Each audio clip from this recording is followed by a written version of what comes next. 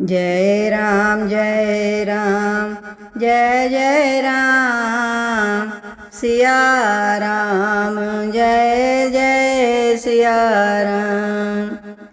श्री तुलसीदास जी कहते हैं, कुंद पुष्प और नील कमल के समान सुंदर गौर एवं श्याम वर्ण अत्यंत बलवान विज्ञान के धाम शोभा संपन्न श्रेष्ठ धनुर्धर वेदों के द्वारा वंदित गौ एवं ब्राह्मणों के समूह के प्रिय माया से मनुष्य रूप धारण किए हुए श्रेष्ठ धर्म के लिए कवच स्वरूप सबके हितकारी श्री सीता जी की खोज में लगे हुए पथिक रूप रघुकुल के श्रेष्ठ श्री राम जी और श्री लक्ष्मण जी दोनों भाई निश्चय ही हमें भक्तिप्रद हों।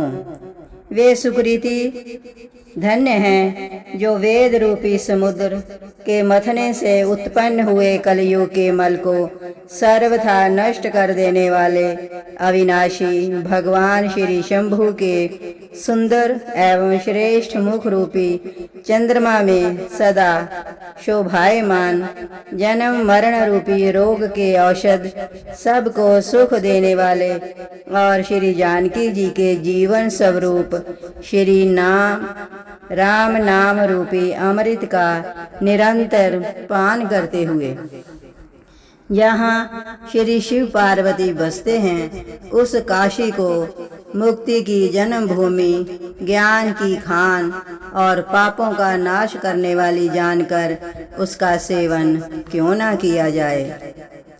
जिस भीषण हलाहल विष से सब देवतागण जल पी रहे थे, उसको उन्होंने स्वयं पान कर लिया।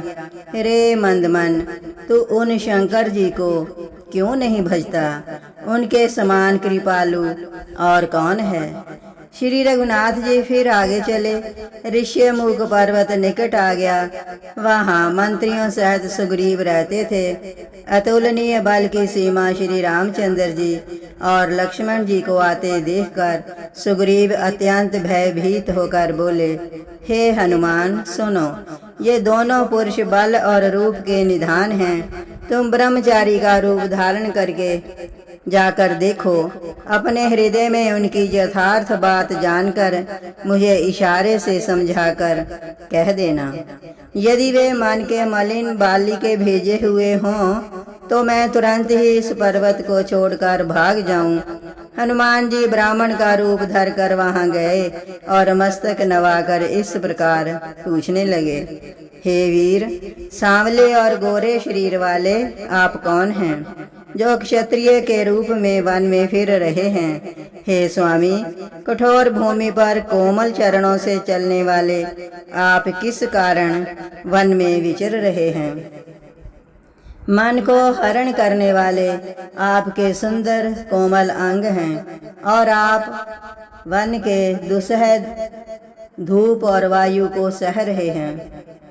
क्या आप ब्रह्मा विष्णु महेश इन तीन देवताओं में से कोई हैं, या आप दोनों नर और नारायण हैं, अथवा आप जगत के मूल कारण और संपूर्ण लोकों के स्वामी स्वयं भगवान हैं, जिन्होंने लोगों को भव सागर से पार उतारने तथा पृथ्वी का भार नष्ट करने के लिए मनुष्य रूप में अवतार लिया है।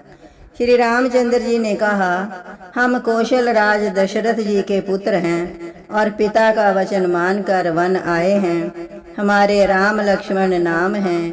हम दोनों भाई हैं। हमारे साथ सुंदर सुकुमारी स्त्री थी। यहाँ वन में राक्षस ने मेरी पत्नी जानकी को हर लिया है। हे ब्राह्मण, हम उसे ही खोजते फिरते हैं। हमने तो अपना चरित्र कह सुनाया, अब हे ब्राह्मण अपनी कथा समझाकर कहिए। प्रभु को पहचानकर हनुमान जी उनके चरण पकड़कर पृथ्वी पर गिर पड़े। उन्होंने साष्टांग दंडवत प्रणाम किया। शिव जी कहते हैं, हे पार्वती, वह सुख वर्णन नहीं किया जा सकता। शरीर पुलकित है, मुख से वचन नहीं निकलता। वे प्रभु के सुंदर वेश की रचना देख रहे हैं। फिर धीरज धरकर स्तुति की। अपने नाथ को पहचान लेने से हृदय में हर्ष हो रहा है। फिर हनुमान जी ने कहा, हे स्वामी, मैंने जो पूछा वह मेरा पूछना तो न्याय था।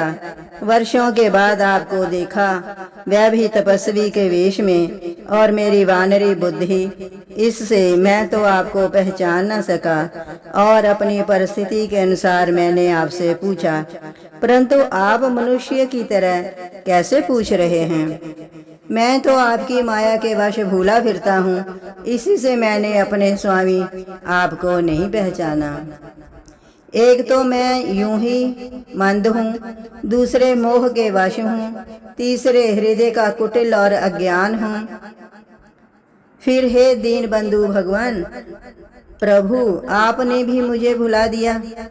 हे नाथ, यद्यपि मुझ में बहुत से अवगुण हैं, तद्यपि सेवक स्वामी की विस्मृति में ना पड़े, आप उसे ना भूल जाएं। हे नाथ, जीव आपकी माया से मोहित है, वह आप ही की कृपा से निस्तार पा सकता है। उस पर हे रघुवीर, मैं आपकी दुहाई करके कहता हूँ कि मैं भजन साधन कुछ नहीं जानता।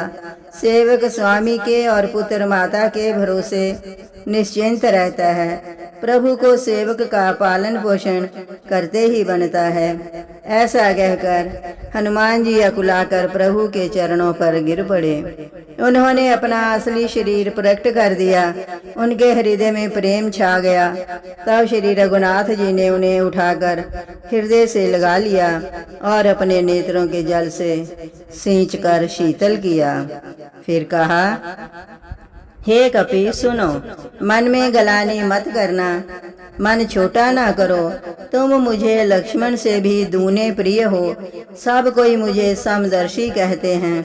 मेरे लिए ना कोई प्रिय है और ना अप्रिय, पर मुझको सेवक प्रिय है, क्योंकि वह अनन्य गति होता है। मुझे छोड़कर उसको कोई दूसरा सहारा नहीं होता। और हे हनुमान, अनन्य वही है जिसकी ऐसी बुद्धि कभी नहीं टलती कि मैं सेवक हूँ और ये चराचर जगत मेरे स्वामी का, भगवान का रूप है। स्वामी को अनुकूल देखकर पवन कुमार हनुमान जी के हृदय में हर्ष छा गया और उनके सब दुख जाते रहे। उन्होंने कहा, हे नाथ, इस पर्वत पर वानर राज सुग्रीव रहता है, वह आपका दास है। हे नाथ, उससे मित्रता कीजिए और उसे दीन जानकर निर्भय कर दीजिए। वह सीता जी की खोज करावेगा और जहाँ तहाँ करोड़ों वानरों को भेजेगा। इस प्रकार सब बातें समझाकर हनुमान जी ने श्री राम लक्ष्मण दोनों जनों को पीठ पर चढ़ा लिया। जब सुग्रीव ने श्री रामचंद्र जी को देखा तो अपने जन्म को अत्यंत धन्य समझा। सुग्रीव चरणों में मस्तक नवाकर आदर सहित मिले। श्री रघुनाथ जी भी छोटे भाई सहित उनसे गले लगकर मिले। सुग्रीव मन में इस प्रकार सोच रहे हैं कि हे विधाता, क्या ये मुझसे प्रीति करेंगे? तब हनुमान जी ने दोनों ओर की सब कथा सुनाकर अग्नि को साक्षी देकर परस्पर दृढ़ करके प्रीति जोड़ दी, अर्थात अग्नि की साक्षी देकर प्रतिज्ञा पूर्वक उनकी मैत्री करवा दी। दोनों ने हृदय से प्रीति की, कुछ भी अंतर नहीं रखा। तब लक्ष्मण जी ने श्री रामचंद्र जी का सारा इतिहास कहा। सुग्रीव ने नेत्रों में जल भरकर कहा, हे नाथ, मिथिलेश कुमारी जानकी जी मिल जाएंगी। मैं एक बार यहाँ मंत्रियों के साथ बैठा हुआ कुछ विचार कर रहा था, तब मैंने शत्रु के वश में पड़ी बहुत विलाप करती हुई सीता जी को आकाश मार्ग से जाते देखा था। हमें देखकर उन्होंने राम राम हा राम पुकार कर वस्त्र गिरा दिया था। श्री राम जी ने उसे मांगा, तब सुग्रीव ने तुरंत ही दे दिया। वस्त्र को हृदय से लगाकर श्री रामचंद्र जी ने बहुत ही सोच किया। सुग्रीव ने कहा, हे रघुवीर सुनिए, सोच छोड़ दीजिए और मन में धीरज धरिए। मैं सब प्रकार से आपकी सेवा करूंगा, जिस उपाय से जानकी जी आकर आपको मिलें। कृपा के समुद्र और बल की सीमा श्री राम जी सखा सुग्रीव के वचन सुनकर हर्षित हुए और बोले, हे सुग्रीव, मुझे बताओ तुम वन में किस कारण रहते हो। सुग्रीव ने कहा, हे नाथ, बाली और मैं दो भाई हैं। हम दोनों में ऐसी प्रीति थी कि वर्णन नहीं की जा सकती। हे प्रभु, मैं दानव का एक पुत्र था, उसका नाम मायावी था। एक बार वह हमारे गांव में आया। उसने आधी रात को नगर के फाटक पर आकर पुकारा।